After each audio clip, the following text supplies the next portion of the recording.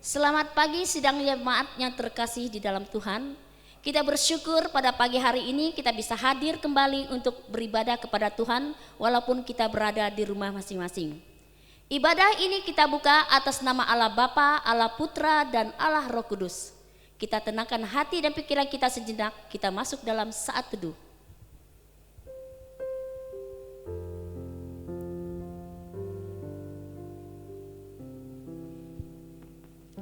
Puji-pujian dari Daud. Aku hendak mengagungkan Engkau ya Allahku, ya Raja, dan aku hendak memuji namamu untuk seterusnya dan selamanya. Setiap hari aku hendak memuji Engkau dan hendak memuliakan namamu untuk seterusnya dan selamanya. Kita naikkan pujian suci, suci, suci.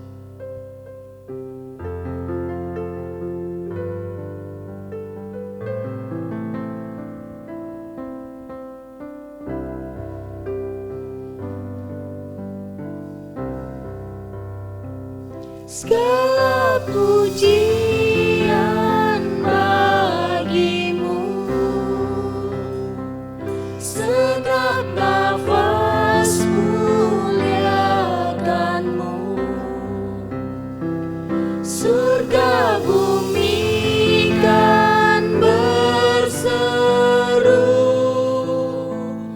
kuduslah Tuhan namamu.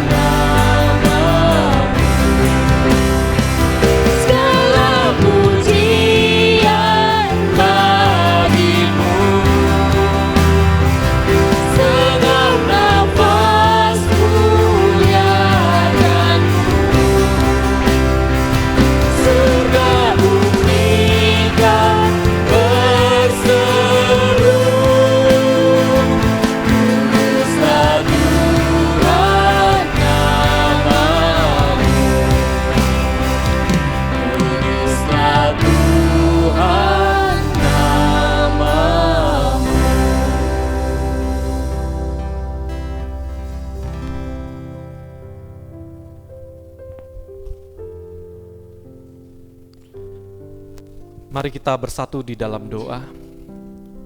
Bapa, kami sungguh bersyukur Tuhan untuk segala kebaikan-Mu Tuhan di dalam hidup kami.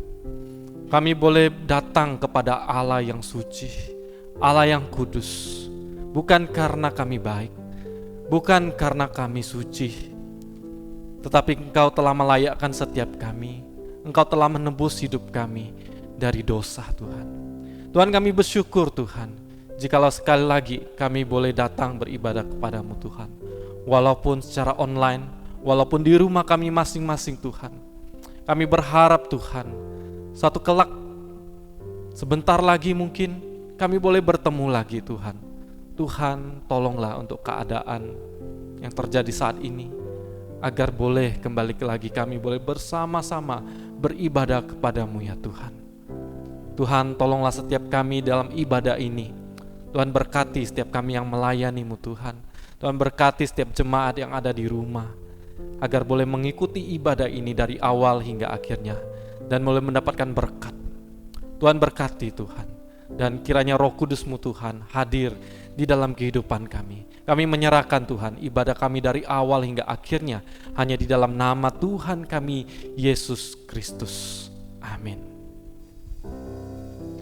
Kita tetap bangkit berdiri dan kita akan mengucapkan pengakuan iman rasuli. Pengakuan iman rasuli. Aku percaya kepada Allah, Bapa yang Maha Kuasa, Khalik langit dan bumi, dan kepada Yesus Kristus anaknya yang tunggal Tuhan kita, yang dikandung dari Roh Kudus, lahir dari anak darah Maria, yang menderita sengsara di bawah pemerintahan Pontius Pilatus, disalibkan, mati dan dikuburkan, turun ke dalam kerajaan maut. Pada hari yang ketiga, bangkit pula dari antara orang mati, naik ke sorga, duduk di sebelah kanan Allah, Bapa yang Maha Kuasa. Dan dari sana Ia akan datang untuk menghakimi orang yang hidup dan yang mati. Aku percaya kepada Roh Kudus, gereja yang kudus dan am, persekutuan orang kudus, pengampunan dosa, kebangkitan tubuh, dan hidup yang kekal. Amin. Sidang jemaat dipersilakan duduk kembali. Selanjutnya kita akan naikkan pujian Karena Salib-Mu.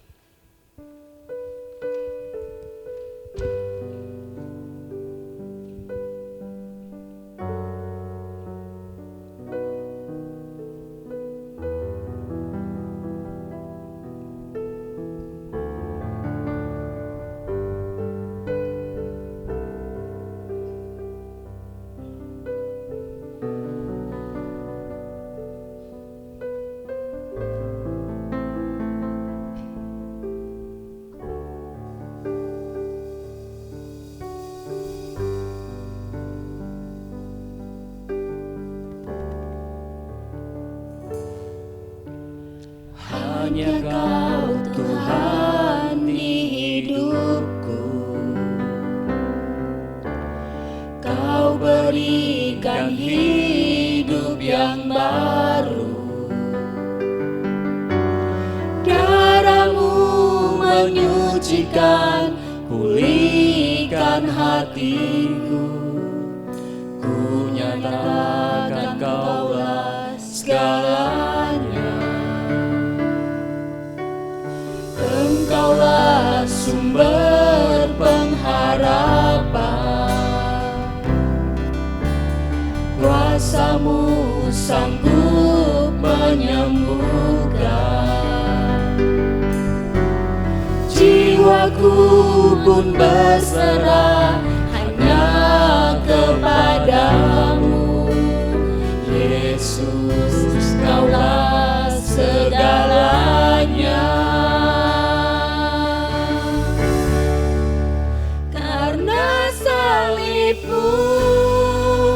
Ku hidup karena salib-Mu, ku menang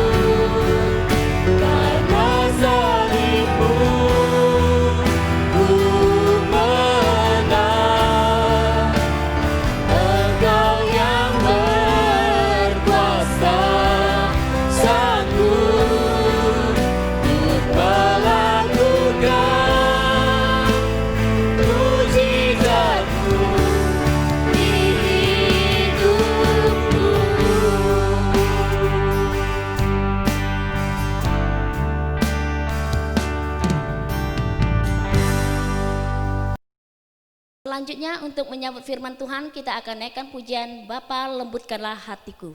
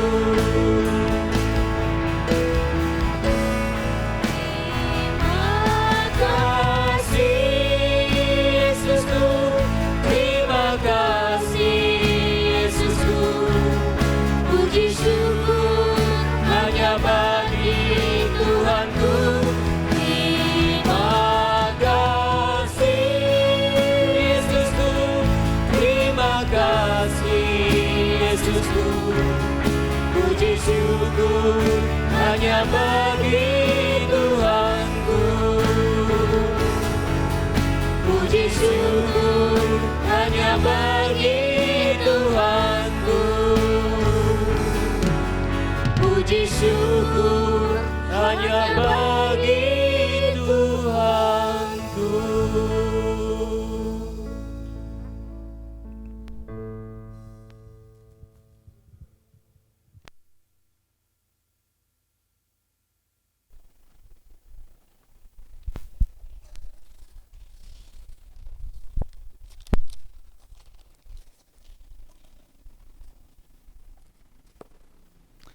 Ya, shalom Bapak Ibu yang dikasihi oleh Tuhan. Berbahagia kita pada saat ini boleh beribadah bersama-sama walaupun secara online, walaupun Bapak Ibu Saudara berada di rumah masing-masing.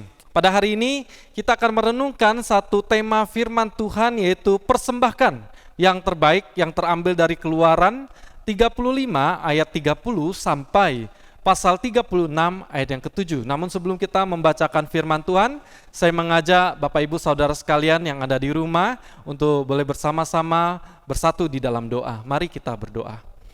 Bapa dalam sorga, terima kasih untuk segala kebaikan-Mu Tuhan. Kami kembali boleh beribadah walaupun di rumah kami masing-masing, namun itu tidak menyurutkan hati kami untuk datang menyembah, memuji nama-Mu Tuhan, bahkan mendengarkan firman-Mu. Tuhan, tolonglah setiap kami agar kami boleh mengerti akan firman-Mu. Roh Kudus berbicara di dalam hati setiap kami untuk menerjemahkan segala apa yang kami dengar agar kami dapat mengerti dan kami dapat lakukan itu di dalam kehidupan sehari-hari. Berkati setiap kami Tuhan dan berkati hamba-Mu yang lemah dan terbatas ini Tuhan. Terima kasih, terpujilah nama-Mu, demi nama Tuhan kami Yesus Kristus kami berdoa. Amin. Ya, saya akan membacakan Bapak Ibu Saudara sekalian Keluaran pasal 35 ayat 30 sampai 36 ayat yang ke-7. Keluaran 35 ayat 30 sampai 36 ayat ke-7. Pengangkatan Bezalel dan Aholiab. Berkatalah Musa kepada orang Israel, lihatlah, Tuhan telah menunjukkan Bezalel bin Uri bin Hur dari suku Yehuda dan telah memenuhinya dengan roh Allah, dengan keahliannya, pengertian dan pengetahuan dalam segala macam pekerjaan, yakni untuk membuat berbagai rancangan supaya dikerjakan dari emas, perak, dan tembaga, untuk mengasah batu permata supaya ditata, untuk mengukir kayu, dan untuk bekerja dalam segala macam pekerjaan yang dirancang itu. Dan Tuhan menanam dalam hatinya dan dalam hati Aholiab bin Ahisamak dari suku Dan kepandaian untuk mengajar. Ia telah memenuhi mereka dengan keahlian untuk membuat segala macam pekerjaan seorang tukang, pekerjaan seorang ahli, pekerjaan seorang yang membuat tenunan yang berwarna-warna dari kain ungu tua, kain ungu muda, kain kirmizi, dan lenan halus. Lalu pekerjaan seorang tukang tenun, yakni sebagai pelaksana segala macam pekerjaan dan perancang segala sesuatu. Pasal 36 ayat 1-7. Demikianlah harus bekerja Bezalel dan Aholiab, dan setiap orang yang ahli yang telah dikaruniai Tuhan keahlian dan pengertian, sehingga ia tahu melakukan segala macam pekerjaan untuk mendirikan tempat kudus, tempat menurut yang diperintahkan Tuhan. Lalu Musa memanggil Bezalel dan Aholiab dan setiap orang yang ahli yang dalam hatinya telah ditanam Tuhan keahlian, setiap orang yang tergerak hatinya untuk datang melakukan pekerjaan itu. Mereka menerima daripada Musa seluruh persembahan khusus yang telah dibawa oleh orang Israel untuk melakukan pekerjaan mendirikan tempat kudus. Tetapi orang Israel itu masih terus membawa pemberian sukarela kepada Musa tiap-tiap pagi. Dan segala orang ahli yang melakukan seluruh pekerjaan untuk tempat kudus itu datanglah masing-masing dari pekerjaan yang dilakukannya dan berkata kepada Musa, rakyat membawa lebih banyak dari yang diperlukan untuk mengerjakan pekerjaan yang diperintahkan Tuhan untuk dilakukan. Lalu Musa memerintahkan supaya dimaklumkan di mana-mana di perkemahan itu demikian. Tidak usah lagi ada orang laki-laki atau perempuan yang membawa sesuatu menjadi persembahan khusus bagi tempat kudus. Demikianlah rakyat itu dicegah membawa persembahan lagi. Sebab bahan yang diperlukan mereka telah cukup untuk melakukan segala pekerjaan itu, bahkan berlebih. Demikian pembacaan firman Tuhan. Nah, Bapak Ibu Saudara, tema hari ini saya ulangi yaitu persembahkan yang terbaik. Bapak Ibu, jika kita mendengar ada orang kaya yang memberikan persembahan yang begitu banyak, saya yakin mungkin kita akan berpikir itu adalah hal yang sudah biasa. Namun bagaimana jadinya kalau ada seorang tukang becak, seorang yang sederhana sekali tetapi memberikan persembahan, memberikan uangnya yang begitu banyak senilai ratusan juta kepada orang-orang yang membutuhkan. Mungkin kepala kita akan menggeleng-gelengkan kepala, mana mungkin. Tetapi itulah yang terjadi. Seorang tukang becak ada seorang tukang becak yang mau memberikan uangnya itu untuk membantu orang lain. Inilah yang terjadi dari kisah seorang tukang becak bernama Pai Fang Li yang ada di Tiongkok, dan beliau sudah meninggal dunia. Nah, ia itu hidup secara pas-pasan. Dari hasil kerjanya mengayu becak, ia sisihkan sedikit demi sedikit. Ia membantu orang lain yang ada di panti asuhan maupun yang ada di sekolah. Jika ada uang yang berlebih yang ia dapatkan dari hasil mengayu becak, ia tidak pakai uang itu untuk makan yang enak. Dia tetap makan sederhana. Yang penting dia bisa tetap bekerja. Kemudian juga rumahnya sangat sederhana, bahkan kalau dibilang kurang layak, rumahnya reot.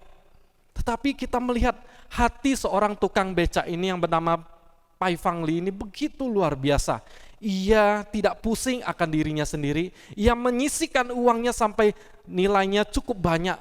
Kalau mau dirupiahkan menjadi ratusan juta rupiah untuk diberikan ke panti asuhan untuk menolong anak-anak dalam sekolah. Sungguh luar biasa. Nah, Bapak Ibu, mungkin sebagian kita ada yang berpikir kalau mau memberikan persembahan, tunggu kita sudah berkecukupan, baru kita memberikan persembahan. Kalau sedang dalam keadaan kekurangan, dalam keadaan yang susah, bagaimana saya harus memberikan persembahan? Tetapi kita melihat contoh seorang bapak bernama Pai Fang Li ini. Walaupun dalam keadaan yang bisa dikatakan sangat-sangat sederhana, ia tetap bisa menjadi berkat bagi banyak orang. Bagaimana dengan kita? Apakah kita sudah sangat tidak punya apa-apa sehingga tidak dapat memberikan? Saya percaya kita diberikan anugerah yang luar biasa dari Tuhan. Kita dapat memberikan sesuatu. Mungkin bukan materi, tetapi bisa juga tenaga kita, pikiran kita, dan sebagainya. Nah, Bapak Ibu Saudara, di dalam memberikan persembahan sesuatu kepada Tuhan, itu bukan seberapa banyak atau sedikitnya materi yang kita berikan kepada Tuhan. Tetapi yang terpenting adalah apakah hati kita itu sudah digerakkan oleh belas kasihan Tuhan. Apakah hati kita itu sudah didorong oleh yang namanya belas kasihan? Apakah hati kita sudah mempunyai rasa syukur kepada Tuhan sehingga kita dapat memberikan? Nah, jadi bukan berarti begini, yang penting ya aku ikhlaslah. Nah, ini berbeda Bapak Ibu. Misalnya contoh, Bapak Ibu mempunyai gaji 10 juta rupiah dan memberikan persembahan senilai 10.000 rupiah. Saya yakin Bapak Ibu pasti akan ikhlas, tidak akan pusing, 10.000 rupiah pasti tidak ada artinya, bukan, bagi Bapak Ibu Saudara. Kalau Bapak Ibu berikan itu, saya pikir Bapak Ibu tidak akan memikirkan uang tersebut. Bahkan uang itu tidak ada pun, Bapak Ibu nggak akan kepikiran. Tapi seandainya Bapak Ibu, kalau Bapak Ibu punya gaji per bulan 10 juta, ya ini cukup besar ya, lalu memberikan 50% dari gaji Bapak Ibu untuk dipersembahkan kepada Tuhan, yaitu senilai 5 juta. Apa yang akan Bapak Ibu pikirkan? Saya yakin mungkin kita akan berpikir, wah, masa saya harus memberikan 50% dari gaji saya? Itu uang yang besar, 5 juta. Kita tentu nggak akan ikhlas Bapak Ibu. Kalau tadi kita punya gaji 10 juta, kasih 10.000 nggak akan kepikiran. Tapi kalau kita punya gaji 10 juta, kita kasih 5 juta, kita akan kepikiran. Padahal kita masih punya uang 5 juta. Tetapi itulah yang terjadi dalam diri kita. Ada banyak orang seperti itu wajar. Ya bahkan saya sendiri pun ketika kalau harus memberikan sesuatu yang banyak, saya juga akan kepikiran Bapak Ibu. Tetapi disinilah kita harus belajar untuk kita boleh memberi.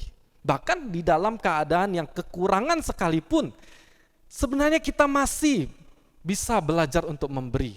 Ada banyak contoh Alkitab. Nah, hari ini kita akan melihat ya bagaimana kita boleh memberikan persembahan yang terbaik.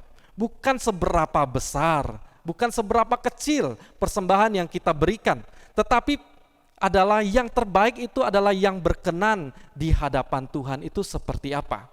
Nah, kita mau belajar dari kisah ya bangsa Israel yang diperintahkan Allah untuk memberikan persembahan guna membangun kemah suci atau tabernakel Allah ya sebagai sarana kehadiran Allah di tengah-tengah umatnya. Nah, Bapak Ibu Saudara, pada bagian ini bangsa Israel itu sedang menggembara dia di padang gurun setelah keluar dari tanah Mesir.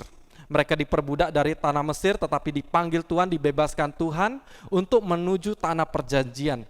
Namun di dalam perjalanannya mereka melakukan pelanggaran sehingga mereka harus berkeliling, berputar-putar selama 40 tahun di padang gurun. Nah, di dalam keadaan seperti itu mereka tidak ditinggalkan oleh Tuhan, tetapi dituntun oleh Tuhan. Nah, Tuhan sendiri ingin bersekutu, rindu berada di tengah-tengah umatnya.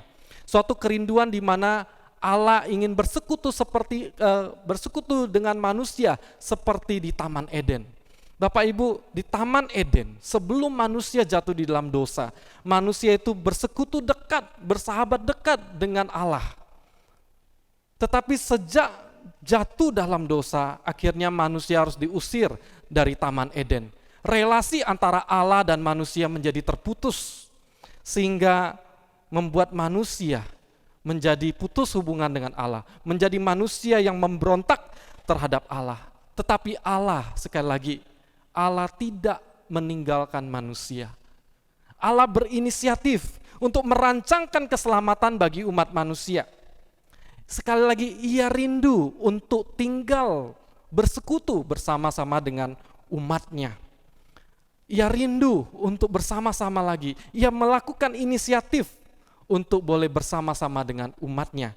Di dalam kisah ini, di mana Allah rindu bersama-sama dengan umatnya melalui kemah suci. Dan selanjutnya setelah kemah suci, di zamannya Salomo dibangunlah bait Allah. Kemudian bukan hanya itu saja, Allah rindu untuk tinggal bersama dengan manusia. Pada puncaknya adalah kedatangan Allah sendiri ke dalam dunia ini, menjadi manusia di dalam Yesus Kristus. Ia tinggal bersama dengan umat manusia. Ia rindu memiliki suatu persekutuan yang sama seperti di Taman Eden. Dan bukan hanya di situ, ketika Yesus naik ke sorga, maka Ia mengutus Roh Kudus untuk tinggal diam bersama-sama dengan umatnya. Ini suatu hal yang luar biasa.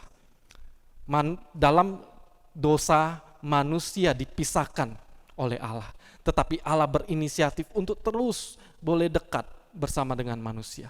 Sampai nanti ketika di akhir zaman, ketika Yesus datang kedua kalinya, Ia akan tinggal bersama-sama dengan kita untuk selama-lamanya. Ini sungguh luar biasa Bapak Ibu Saudara. Nah, Bapak Ibu, pada masa itu ya, bangsa Israel atau umat perjanjian Allah yang baru keluar dari tanah Mesir, Allah rindu untuk tinggal diam bersama-sama dengan umatnya. Ia mewujudkan kerinduan tersebut dengan memerintahkan bangsa Israel untuk membuat kemah suci atau disebut dengan tabernakel, di mana tabernakel ini menjadi lambang, menjadi sarana kehadiran Allah di tengah-tengah umatnya. Nah, Bapak Ibu, untuk membangun kemah suci ini Allah memerintahkan agar bangsa Israel mempersembahkan persembahan khusus kepada Tuhan, bukan dengan paksaan, namun memberi karena tergerak hatinya atau terdorong jiwanya. Nah, Bapak Ibu bisa melihat di dalam Keluaran 35 ya, tetapi di ayat yang ke-21 kita bisa melihat bangsa Israel, mereka memberi bukan karena terpaksa, tetapi terdorong hatinya, terdorong jiwanya untuk mulai memberikan harta benda yang mereka miliki untuk membangun kemah suci. Karena sebelumnya Bapak Ibu, mereka ketika Musa naik di Gunung Sinai bertemu dengan Tuhan, mereka itu berinisiatif untuk membangun lembu emas. Ya, itu mereka lakukan ya dengan sukarela. Kalau kepada Allah yang berhala, kepada lembu emas yang tidak dapat berbicara, yang hanya patung saja, mereka rela untuk memberikan, apalagi ini kepada Allah yang hidup. Tentu mereka sangat terdorong sekali untuk memberikan persembahan kepada Tuhan. Nah, Bapak Ibu, tetapi permasalahannya adalah begini. Jika kita melihat keadaan bangsa Israel, mereka itu sedang menggembara. Ya, mereka sedang ada di padang gurun. Mereka tidak sedang berbisnis, mereka tidak sedang berdagang, mereka tidak sedang berladang, bertani. Lalu pikiran kita, dari mana uangnya? Dari mana hartanya? Ya kan? Mereka di situ cuman mengandalkan akan makanan yang diberikan oleh Tuhan. Mereka tidak berdagang, mereka sangat kekurangan. Tetapi di situ dikatakan mereka memberi, bahkan ya sampai dikatakan ya di dalam pasal 36 ayat ke-5 ya, bahkan mereka memberikan sampai lebih dari cukup, sampai Musa harus menghentikan ya orang-orang untuk membawa persembahan karena sudah berlebihan. Nah, saya percaya apa yang dimiliki oleh bangsa Israel itu adalah yang mereka bawa dari tanah Mesir. Tetapi bayangkan kalau kita di posisi orang-orang Israel yang gak punya pekerjaan, yang gak sedang berdagang, tetapi memberi. Beranikah Bapak Ibu Saudara? Hari seperti ini di dalam keadaan COVID-19, kita mungkin ada beberapa orang yang tidak punya pekerjaan, yang di PHK, gak punya penghasilan. Tetapi dalam keadaan seperti itu Bapak Ibu, apakah Bapak Ibu berani untuk memberikan persembahan? Kita sudah melihat contoh yang luar biasa dari bangsa Israel. Saya melihat tidak seluruhnya bangsa Israel itu bobrok, tetapi ada hal-hal yang tertentu di mana Allah menggerakkan hati orang-orang Israel untuk boleh hidup taat kepada Tuhan. Biarlah hati kita juga seperti orang-orang Israel pada saat itu, yang boleh memberikan persembahan kepada Tuhan, bahkan sampai berlebihan. Ini suatu hal yang luar biasa. Ya. Motivasi mempersembahkan bukan karena terpaksa, tetapi karena sukarela, ada dorongan dari hati mereka. Itu yang dikatakan di dalam firman Tuhan. Ada banyak orang yang punya motivasi tertentu ketika memberikan persembahan. Ada orang yang ketika memberikan persembahan hanya karena ingin ya dilihat oleh orang lain, ingin dianggap sebagai orang yang dermawan, menjadi orang yang berpengaruh dan sebagainya. Tetapi ada juga orang-orang yang sebenarnya takut terpaksa ketika memberikan persembahan karena takut nanti saya dihukum oleh Tuhan. Ada. Bapak Ibu, ada orang yang berpikir begini, kenapa ya bisnis saya nggak lancar ya? Kenapa ya omset menurun ya? Kenapa ya kok kesulitan ekonomi kok semakin bertambah ya? Lalu dia pikir, apa ya salah saya? Oh, karena saya tidak membayar perpuluhan. Pas kebetulan memang dia 2 bulan tidak bayar perpuluhan Bapak Ibu. Lalu dia akan berpikir, oh pantas saja, karena saya nggak bayar perpuluhan, makanya saya nggak diberkati Tuhan. Oleh sebab itu, dia memberikan persembahan supaya apa? Dia memberikan persembahan dengan motivasi supaya dia diberkati oleh Tuhan. Nah, ini suatu motivasi yang saya katakan tidak tepat. Ini motivasi yang keliru. Jika kita memberikan persembahan hanya karena supaya Tuhan memberkati kita, itu adalah hal yang salah. Tuhan sudah memberkati kita. Bahkan jauh berkat yang Tuhan berikan kepada kita melebihi segala harta yang ada di dalam dunia itu. Yaitu adalah berkat keselamatan yang luar biasa.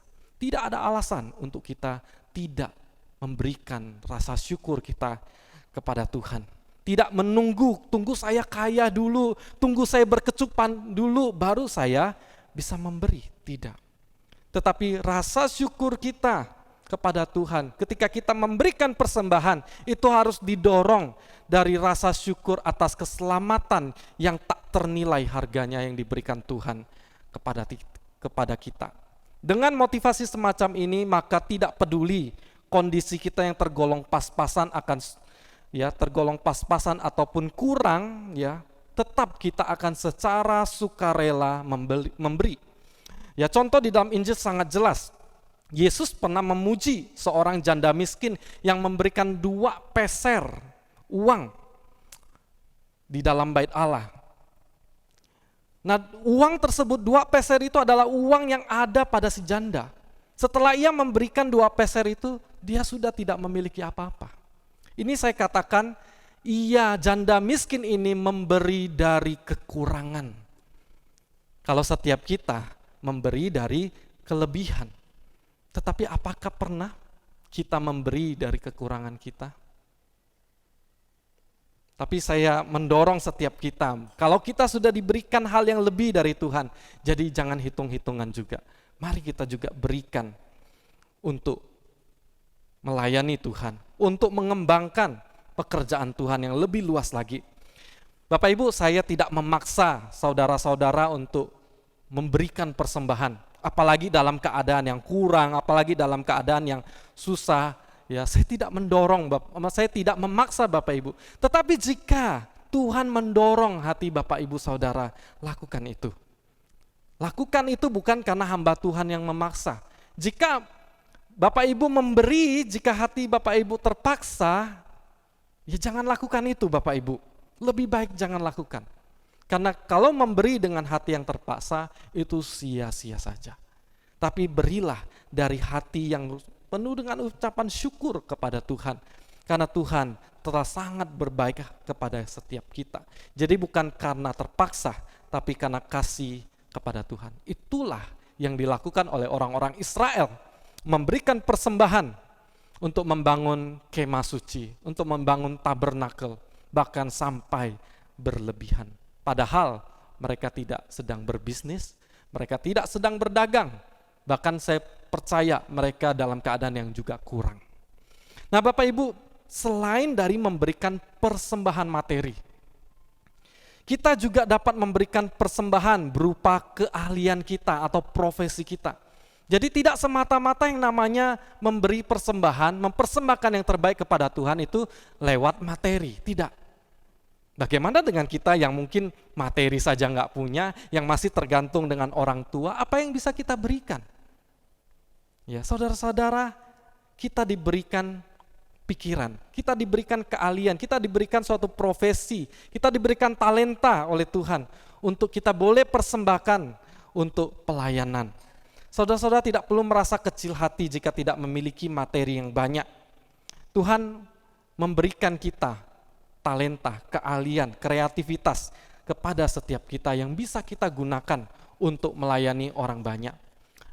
Ada orang-orang tertentu yang memang ya secara keuangan tidak punya banyak, tetapi dia punya keahlian. Contohnya sebagai tukang. Dia bisa, contohnya kalau gereja lagi membutuhkan untuk merenovasi sesuatu, dia bisa menyumbangkan tenaganya untuk memperbaiki sesuatu, ya, untuk melakukan sesuatu. Itu ada Bapak Ibu, ya. Ada orang-orang yang memang secara keuangan tidak punya banyak, tetapi ia punya tenaga, ia punya keahlian. Dia sumbang itu, dia kerjakan itu tanpa harus dibayar sama gereja. Nah, itulah suatu persembahan yang bisa kita berikan juga, bukan hanya materi, tetapi tenaga.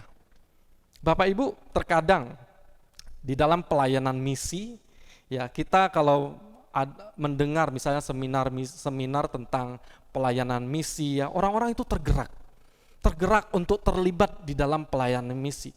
Tetapi sayangnya Bapak Ibu, ada banyak orang yang tergerak hatinya cuman memberikan dana saja, tetapi bukan tenaga. Di dalam pelayanan misi itu enggak hanya sekedar dana saja, tetapi sangat diperlukan yang namanya tenaga. Kalau ada dana yang begitu banyak, tidak ada tenaga yang berani terjun di dalam pelayanan misi, bagaimana? Tidak akan jalan Bapak Ibu, ya. Ada anggapan keliru kalau orang sudah memberikan uang yang banyak untuk melakukan misi, saya sudah melakukan pekerjaan misi. Ya. Jangan berpuas diri Bapak Ibu. Ini suatu anggapan yang keliru jika kita menyumbangkan uang yang banyak, kita lalu dianggap telah melakukan pelayanan misi. Memang pelayanan misi membutuhkan dana, tetapi ingat juga pelayanan misi membutuhkan tenaga setiap orang-orang percaya. Inilah yang terjadi kepada bangsa Israel Bapak Ibu ketika membangun tabernakel, ketika membangun kemah suci. Tidak saja mereka hanya memberikan persembahan kepada Tuhan, mereka mempersembahkan harta mereka, tetapi juga sekaligus keahlian mereka. Ada orang-orang yang ahli, yang mempunyai tenaga untuk dipersembahkan untuk membangun kemah suci.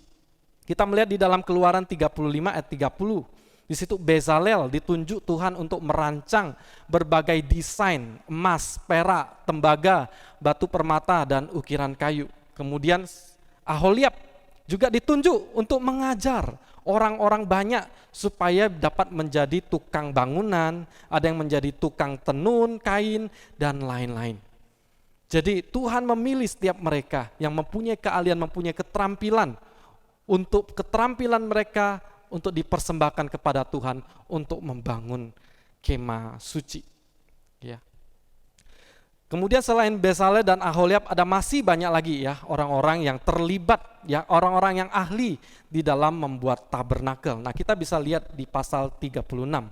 Nah, jadi saudara, jadi memberikan persembahan kepada Tuhan ya bukan saja materi, tetapi keahlian kita, tenaga kita, pikiran kita juga.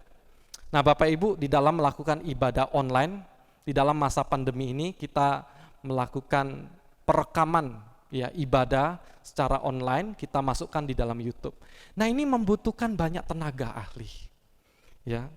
Jadi ada orang yang merekam, yang tukang merekam video. Ada yang meminjamkan handphonenya ya. Ada yang menyediakan waktunya untuk bermain musik. Ada yang menyediakan waktunya untuk menjadi worship leader, singer ya.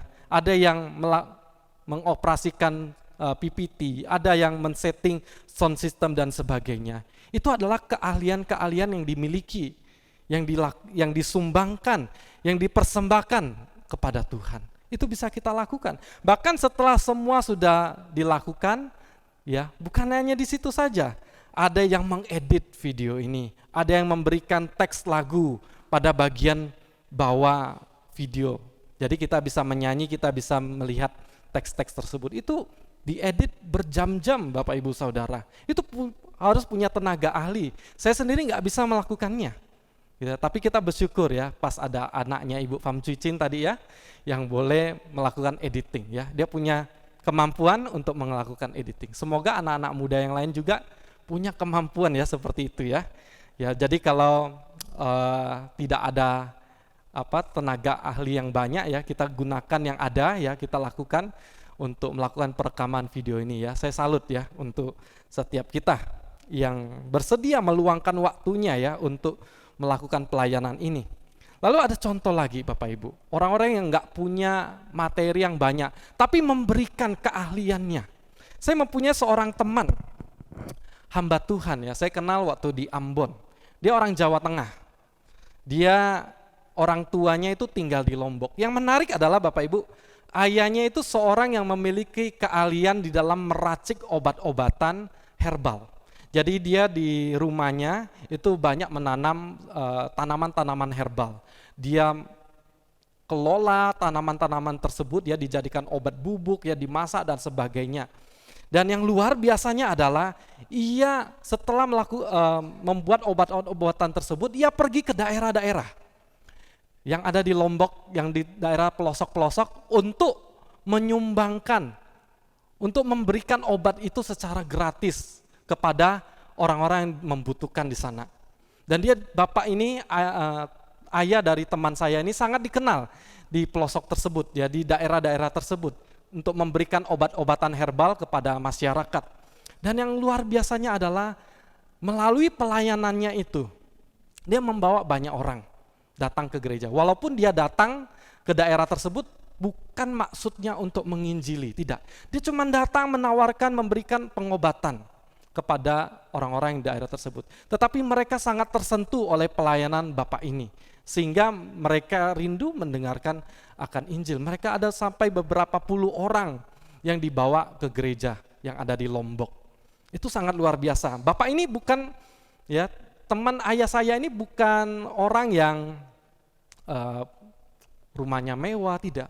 Bahkan untuk pergi ke daerah dia pakai sepeda motornya yang sangat sederhana sekali. Yang boleh dibilang ya jadul, tetapi ia lakukan karena ia mengasihi.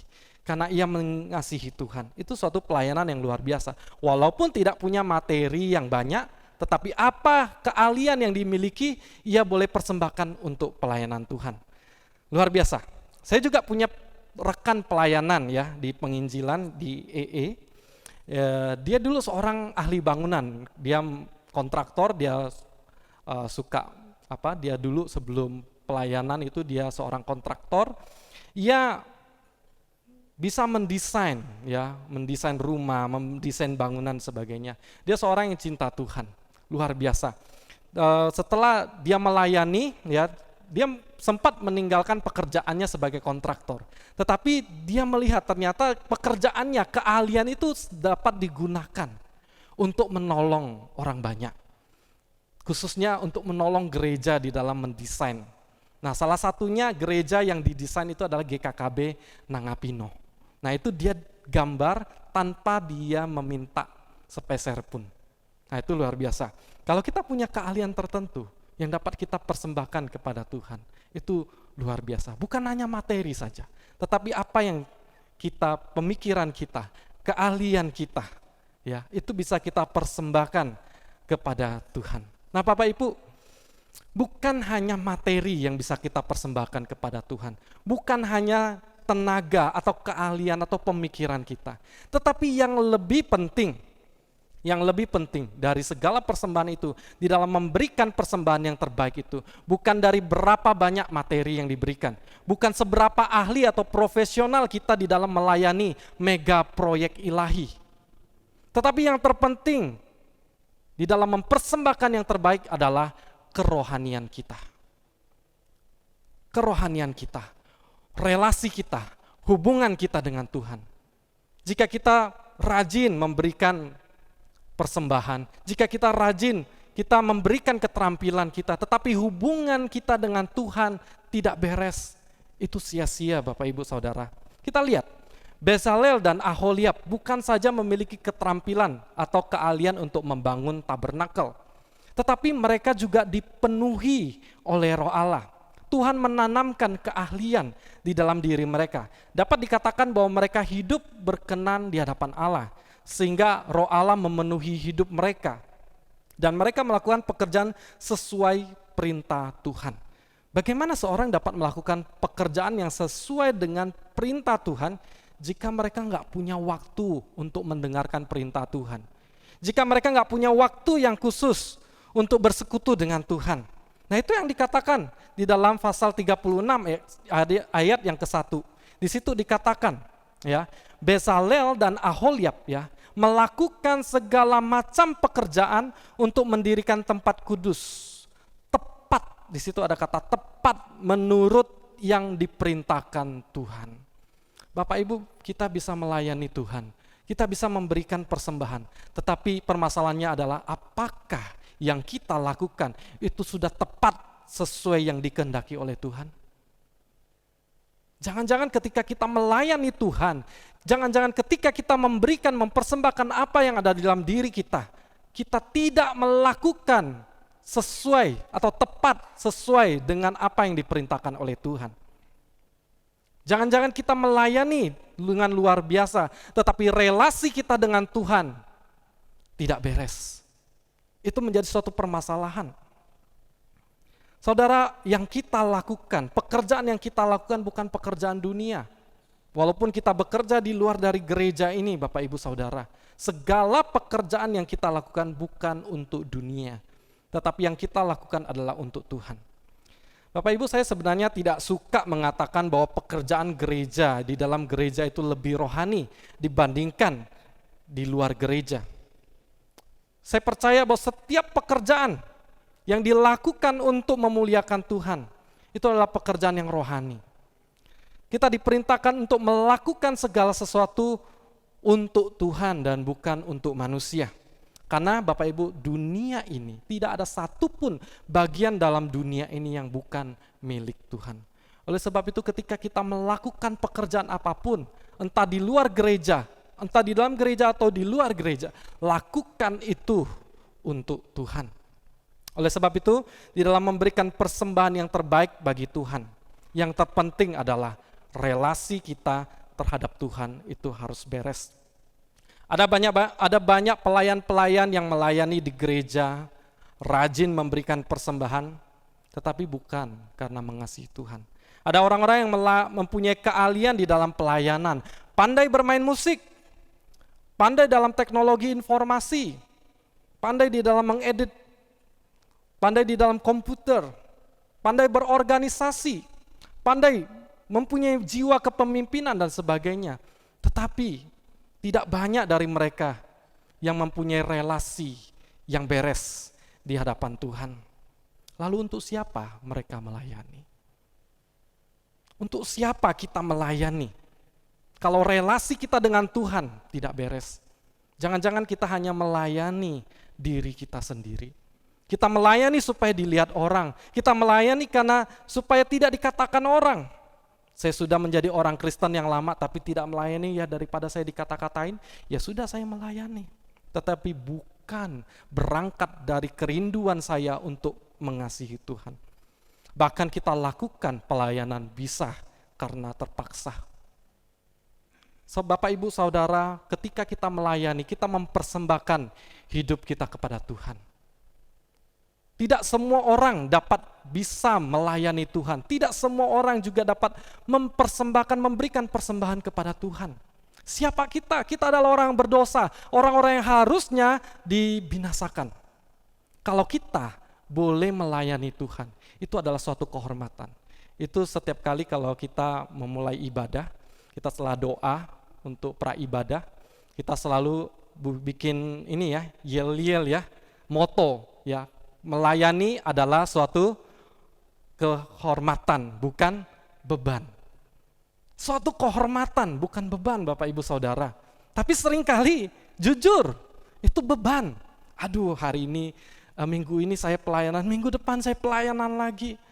Bapak Ibu, kalau kita dipanggil oleh presiden untuk menjadi staf khusus presidenan, bangga nggak Bapak Ibu? Nggak dibayar deh, bangga nggak?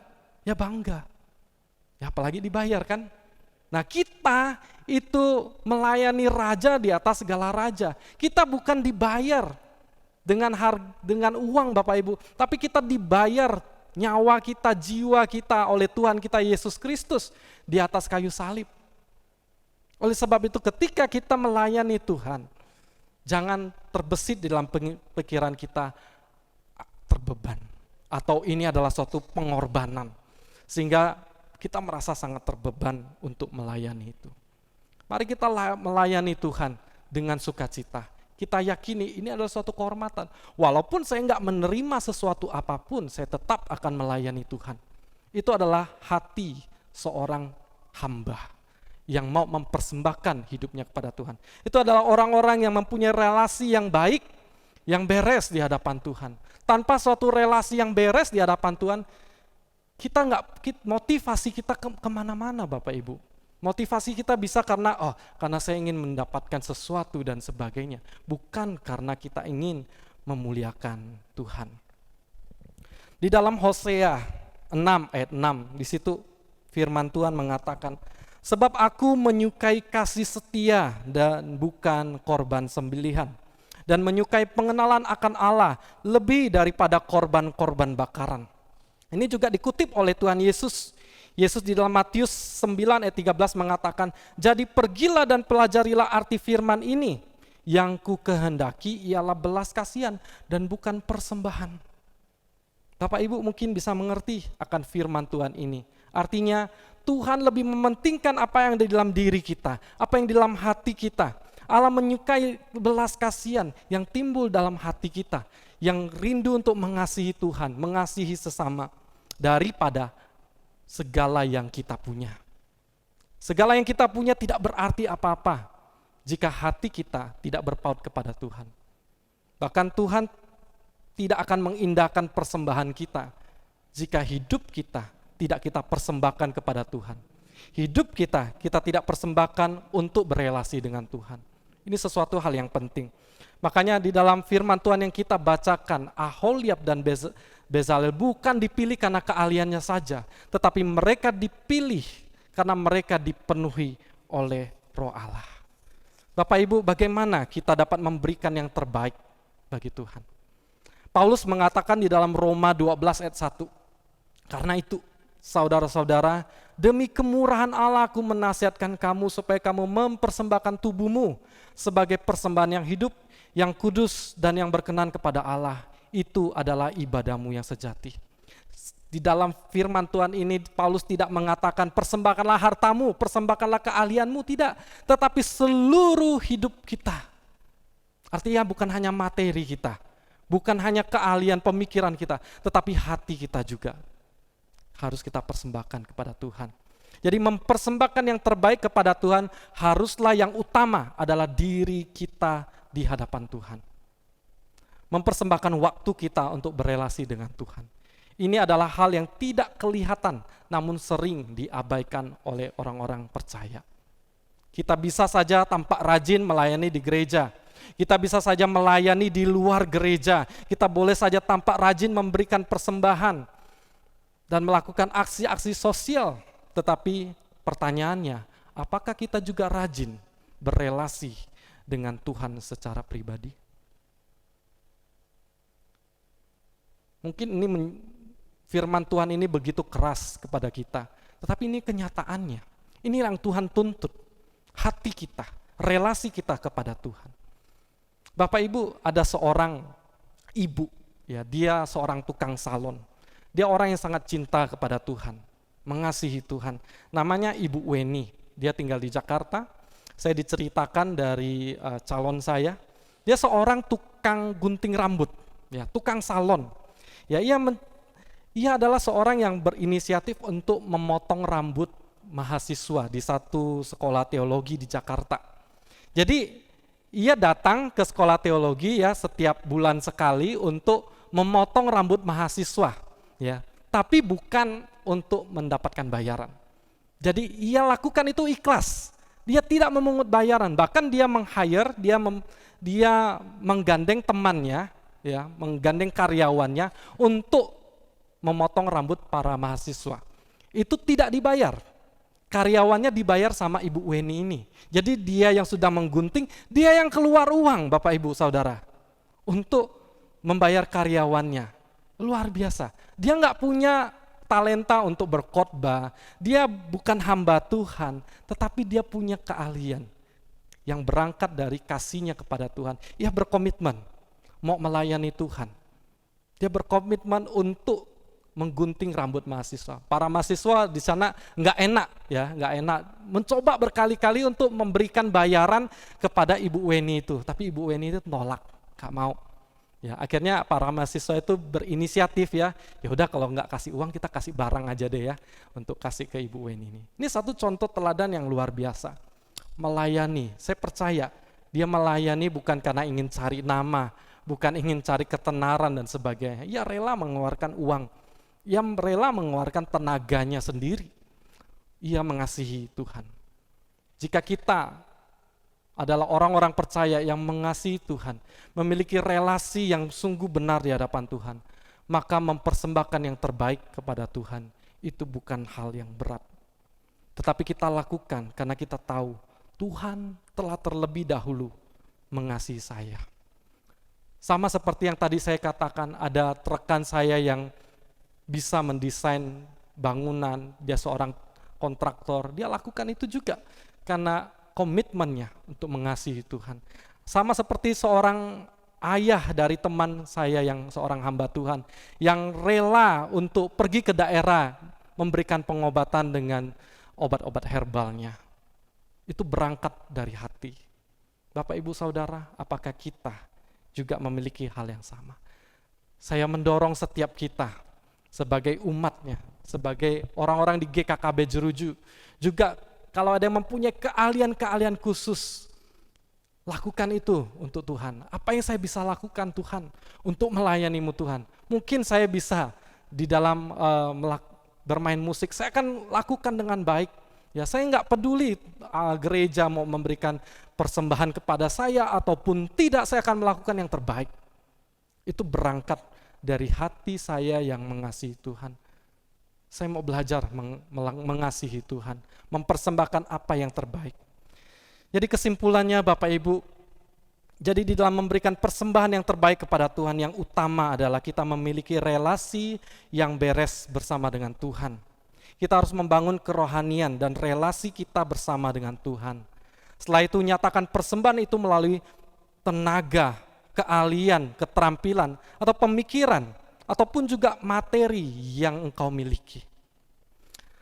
Firman Tuhan mengajarkan agar kita mengasihi Tuhan dengan segenap hati, dengan segenap jiwa, segenap akal budi dan kekuatanmu. Tuhan tidak mengatakan kasihlah Tuhan dengan segenap hatimu saja. Tapi Tuhan mengatakan segenap jiwa, akal budimu, artinya keterampilanmu, pemikiranmu, tenagamu yang bisa kau berikan kepada Tuhan. Itu adalah wujud kita boleh mempersembahkan yang terbaik kepada Tuhan. Hati kita diletakkan pada bagian yang pertama, yaitu mengasihi Tuhan. Karena itu yang menentukan apakah persembahan kita itu yang terbaik atau tidak. Mari sama-sama kita boleh merenungkan kembali akan firman Tuhan ini. Bahkan setelah firman Tuhan ini disampaikan, boleh kita introspeksi dalam hidup kita, apakah kita sudah memberikan yang terbaik bagi Tuhan. Apakah kita sudah memberikan hati kita kepada Tuhan terlebih dahulu. Mari sama-sama, biarlah firman Tuhan ini boleh menguatkan kita, boleh mendorong kita juga untuk memberikan yang terbaik bagi Tuhan. Amin. Mari sama-sama kita bersatu di dalam doa. Bapa di dalam sorga, terima kasih Tuhan untuk firman-Mu. Tuhan, seringkali kami mengira ketika kami memberikan apa yang menjadi milik kami, ketika kami mungkin memberikan harta kami, itulah yang terbaik. Ataupun kami cuma berpikir memberikan kepintaran kami, keterampilan kami, keahlian kami Tuhan, itu sudah cukup. Tetapi kami ditegur oleh firman Tuhan. Ketika hati kami tidak berpaut kepada Engkau Tuhan, ketika relasi kami tidak benar, tidak beres di hadapan Tuhan, maka persembahan kami bukanlah yang terbaik. Tetapi Tuhan, hari ini kami mau belajar untuk mempersembahkan yang terbaik. Yang pertama adalah hati kami untuk Tuhan. Kami ingin mempersembahkan hidup kami seluruhnya kepadamu ya Tuhan. Tuhan, tolonglah setiap kami. Biarlah firman Tuhan ini boleh mengingatkan kami terus-menerus untuk boleh kami lakukan agar hidup kami boleh menjadi terang bagi sesama kami. Agar hidup kami boleh menjadi kemuliaan bagi nama-Mu. Terima kasih Tuhan. Inilah doa kami demi nama Tuhan kami Yesus Kristus. Kami berdoa. Amin. Nah Bapak Ibu, untuk lagu respon saya gabung di dalam lagu persembahan, yaitu beri yang terbaik. Jadi Bapak Ibu, di dalam lagu ini boleh mengajarkan kita untuk memberikan yang terbaik. Khususnya nanti akan dinyanyikan ketika kita boleh menjalankan persembahan. Biarlah hati setiap kita boleh digerakkan oleh firman Tuhan. Amin. Saya kembalikan kepada liturgis.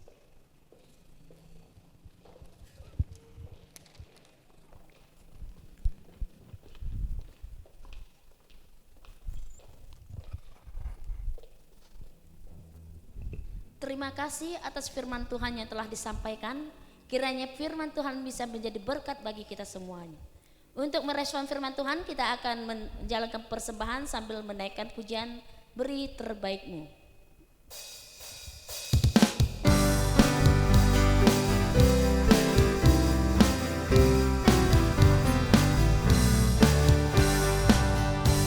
Semuanya beri terbaikmu.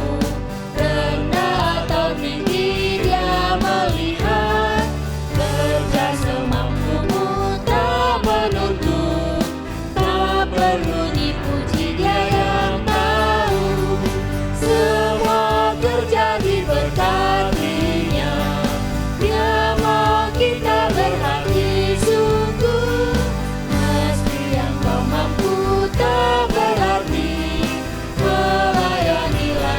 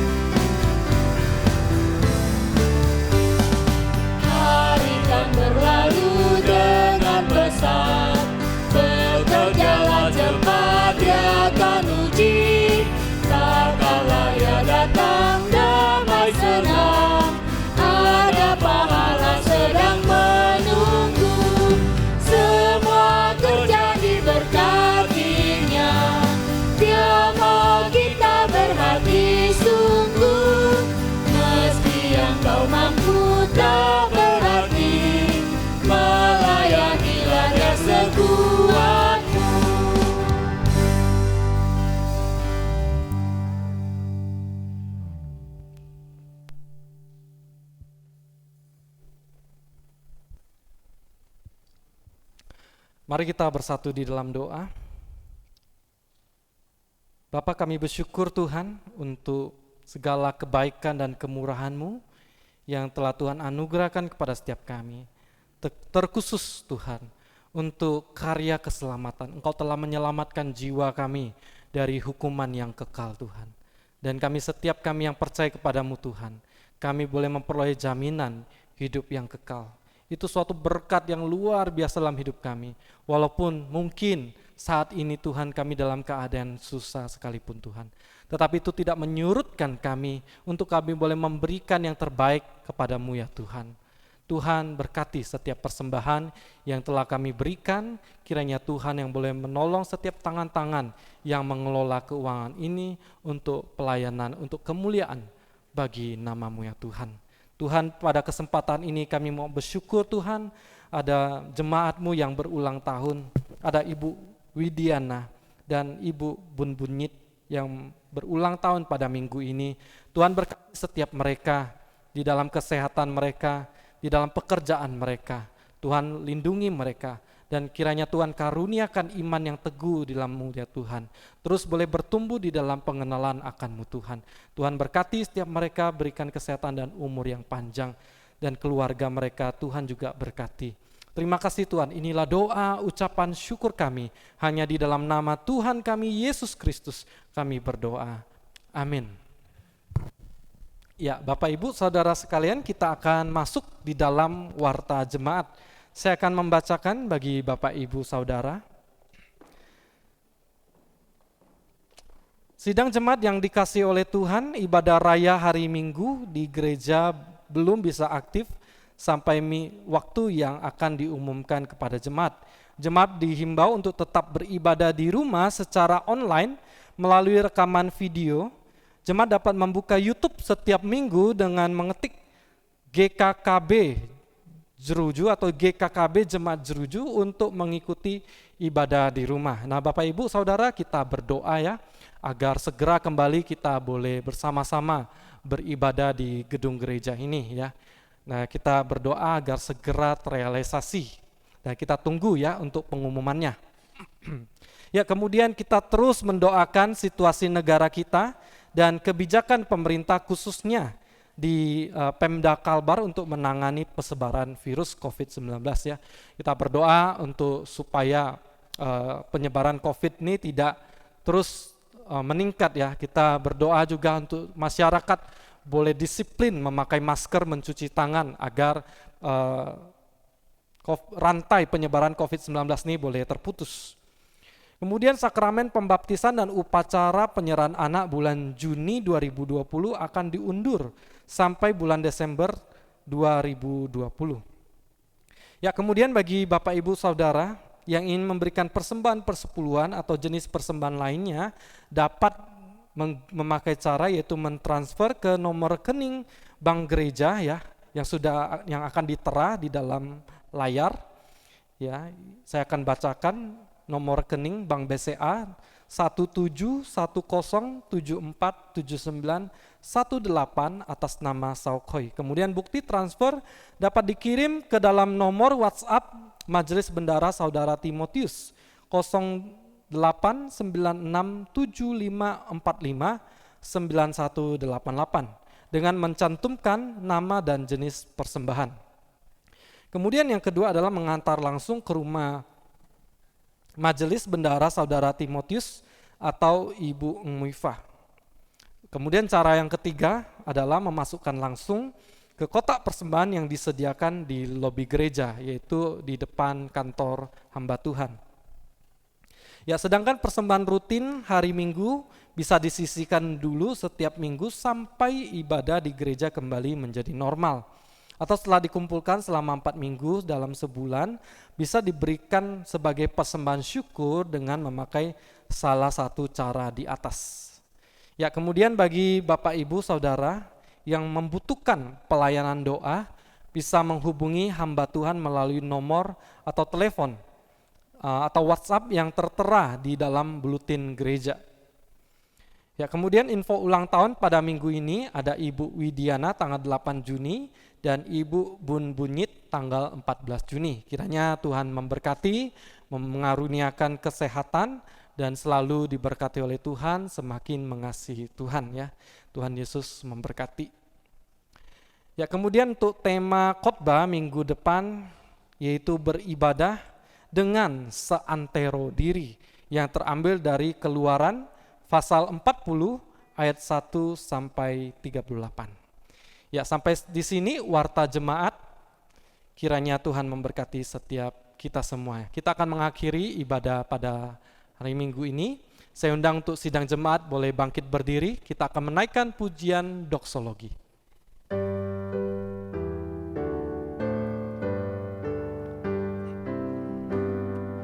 Puji Allah Bapa Putra, puji Allah Roh Kudus, ketiganya yang esa, pohon selamat sumber berkat. Marilah jemaat yang dikasihi oleh Tuhan, biarlah hidup kita dipenuhi oleh rasa syukur karena keselamatan yang sudah Tuhan kerjakan di kayu salib kepada setiap kita, sehingga kita memperoleh jaminan hidup yang kekal ketika kita boleh percaya kepada Yesus Kristus. Biarlah hidup kita juga kita boleh persembahkan kepada Tuhan sebagai suatu persembahan yang harum, yang terbaik bagi Tuhan. Baik hati kita kepada Tuhan, pikiran kita, kekuatan kita, dan apa yang kita miliki. Biarlah nama Tuhan boleh dipermuliakan. Dan kiranya kasih karunia dari Allah Bapa, cinta kasih dari Yesus Kristus yang nyata di kayu salib, penyertaan dan penghiburan dari Allah Roh Kudus menyertai kita saat ini sampai selama-lamanya. Amin. Amin. Amin.